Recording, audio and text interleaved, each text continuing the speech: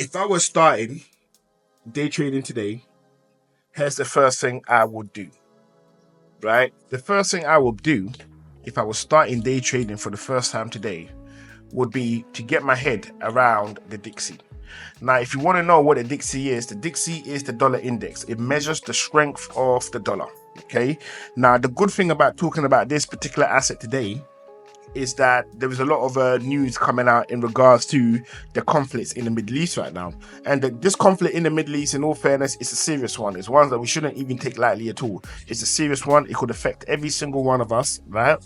But we're not going to get heavy on that. We're going to get heavy on the side of price movement and how we're able to profit off this situation, okay? So with that covered, we're going to look at the Dixie, right? Because I think if you're starting day trading FX or trading Forex for the first time, this is the first asset you absolutely need to get your head around. Not whatever currency pair you want to trade, it's understanding this. Because if you understand this, it's going to make your life so much easier in terms of you navigating the overall space in terms of what you're trying to do and how you're trying to do it. And yes, all the content on here is for free. I'm not selling you any course. Whatever I need to tell you is going to be on YouTube, okay? It's going to be on YouTube. It's not on a Telegram group. There isn't a course you need to tap into. There isn't anything. I'm not selling you nothing. All I'm basically sharing is how I would do business, because there's too much, what I would like to say is skullduggery going on in this space, and in all fairness, it's not necessary, okay? It's either you want to help the people or you don't want to help the people. It's one of the two sides you're on.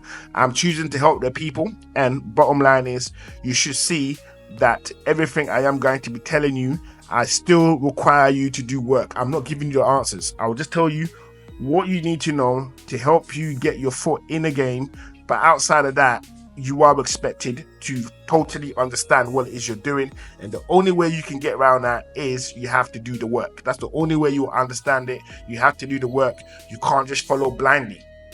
So with that said and done, the Dixie. So the Dixie itself measures the strength of the US dollar. Okay, that's what it actually does. The strength of the US dollar. How strong is the US dollar against any other currency pairs?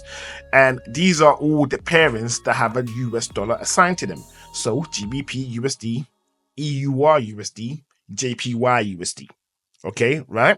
So the first two, as you can see, the dollar is the last section of that currency pair. Example, GBP, the pound, versus dollar. Euro dollar, EUR, versus the dollar. And then the last is USD JPY, which is the dollar is first, and the other currency, or the currency that is going against, is the Japanese yen, right? So whatever is happening here translates across all dollar pairings, right? All dollar pairings. And depending on what comes first and what comes last, right, will let you know what type of structure you should be looking for. So, for example, if we're looking at the Dixie and the Dixie is going down, right, and the Dixie is going down as it is right now, I would expect GBP USD to be up. I would also expect euro dollar versus euro dollar versus USD also to be up. And let's just take a look to see if that's true or not. So first, let's look at GBP USD.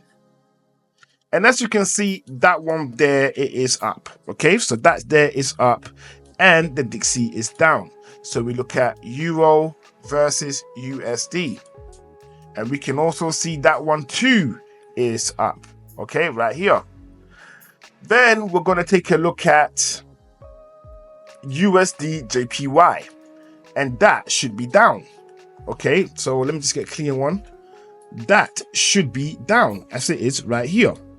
Okay, so going back to the Dixie again. So if you go back to the Dixie, okay, one of the things that we want to be mindful about, especially with what's going on now with the United States now officially joining the war in the Middle East, is that we should be expecting major turbulences from when market opens later on today, right?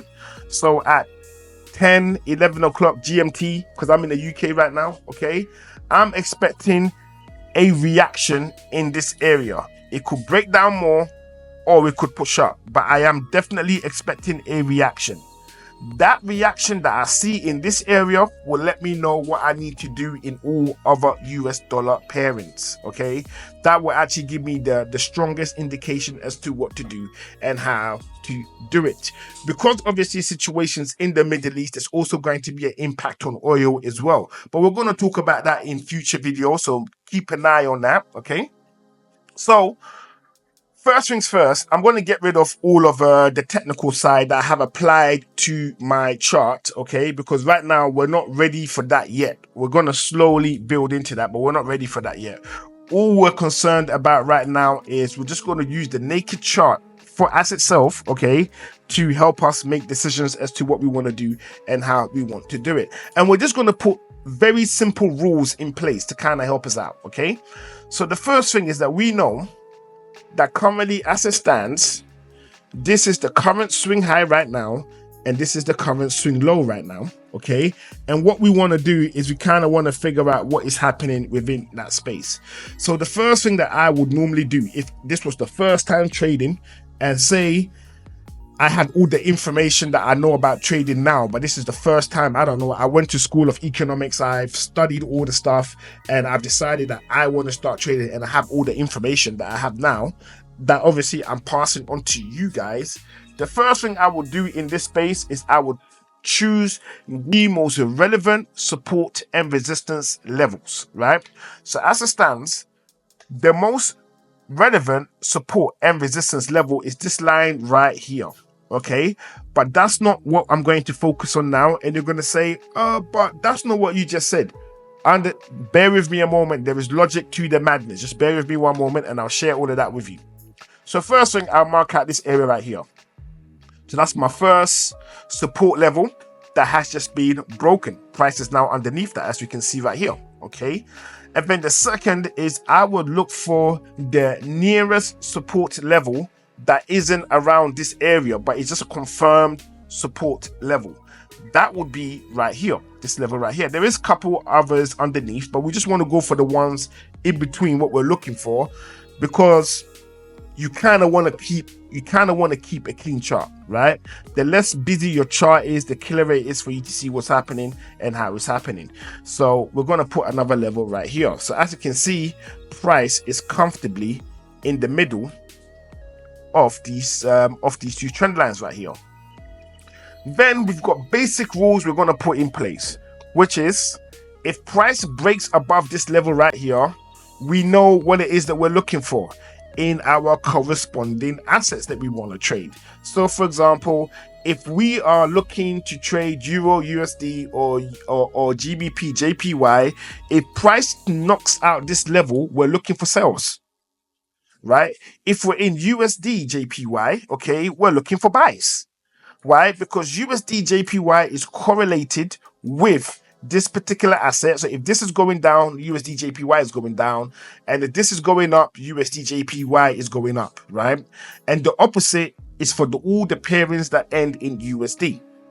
So how I would navigate this whole situation right here is I would basically do something like this. This would be the main level of interest for me to consider taking positions based on what I see. This level right here.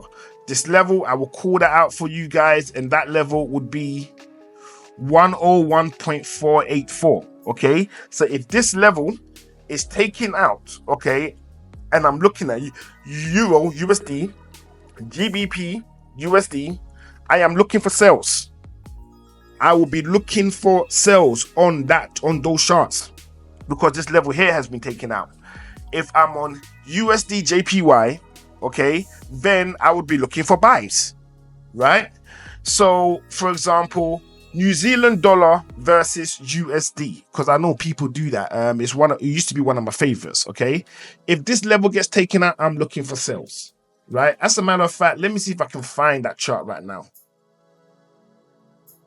NZD, okay, let's get that here.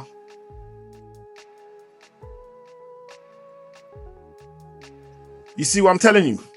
Right? So that's ready on the up, and you can see the level here that I'm looking for. So the level that I'm literally looking for on the Dixie, we can spot them in all the ones that we're looking at. So we can see that this is the level that I am referencing in the Dixie right now. So that's the level that I'm referencing in the Dixie. This level right here is what I am referencing in the New Zealand dollar, and that's that right here. Okay, that one gets taken out, we're looking for sales. And when that one is taken out, it will be taken out here too. Okay, so what you could essentially do is all of your heavy lifting analysis on your US pairings, okay, all of that can be carried out on the Dixie. You can do all the work on the Dixie, drawings, lines, trend lines, everything, all over the Dixie. And on your actual chart that you're looking to trade, that will be naked. You wouldn't have any drawings or anything like that on there. You already know what rules you're looking for, and as soon as those conditions are met, you make the decisions that you want to make.